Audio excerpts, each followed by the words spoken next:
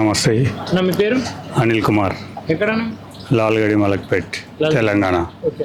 ఇప్పుడు పార్లమెంట్ ఎన్నికలు రాబోతున్నాయి. అవును, ఇట్లా ఏమనుకుంటారు, ఈ ప్రాంతంలో ఏ పార్టీ గెలిస్తే బాగుంటుంది అనుకుంటారు? బీజేపీ గెలిస్తే బాగుంటుంది. బీజేపీ ఎందుకు? అన్ని కార్యక్రమాలు బాగున్నాయి. రోడ్ లైన్స్ వేస్తున్నారు. ఉమ్. మళ్ళీ ఇప్పుడు ఫ్రీ రేషన్ ఇస్తున్నారు. ఉమ్. గ్యాస్ సిలిండర్ రేటు తగ్గించారు మళ్ళీ ఇప్పుడు. ఓకే. ఉమ్. రోడ్ లైన్స్ రోడ్వేస్ అయితే బాగా పెంచారు, రైల్వేస్ పెంచారు, ఆర్మీ ప్రొటెక్షన్ బాగుంది. ఓకే. సరే, ఇప్పుడు గతంలో ఈ ఏరియా నుండి రేవంత్ రెడ్డి కలిసింది కదా. అవును, రేవంత్ రెడ్డి ఎఫెక్ట్ ఉండదు ఈ ఏరియాలో? దానికి దీనికి సంబంధం లేదు కదా. ఈ సెంట్రల్ కాంగ్రెస్ ఉంది కదా, స్టేట్ వైపు చూస్తారు కదా ఎవరు? ఇప్పుడు అట్లా లేదు. ఇప్పుడు ఈసారి ఖచ్చితంగా వస్తుంది బీజేపీ, బీజేపీ వస్తుందా? పక్కా. కానీ సునీత మహేందర్ రెడ్డి, సునీత లక్ష్మారెడ్డి, నేను ఒక మహిళగా నన్ను ఆదరించండి అనుకుంటే ఆమె బయటకు వస్తుంది.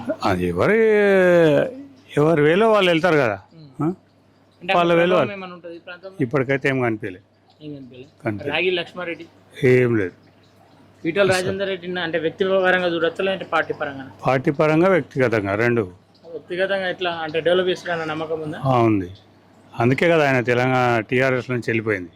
ఓకే. అంటే కొన్ని ఆరోపణలు పడ్డాయి కదా ఆయన మీద, భూ కబ్జాలు చేసినది అని చెప్పి. ఇక అది మామూలే రాజకీయాలు ఉన్నప్పుడు. అంటే అది నమ్మదగ్గ ఆరోపణలా, లేదంటే నమ్మకం లేని? ఇంకా దాని విషయం అయితే మనం ఏం చెప్పలేము. అది ముందు అయితే తెలుస్తుంది. ఎన్నికలు అయిపోయిన తర్వాత ఆటోమేటిక్గా బయటకు వస్తాయి. ఓకే. ఇప్పటికైతే ప్రస్తుతానికి ఏ పార్టీ కోట్ అయితే? బీజేపీకి.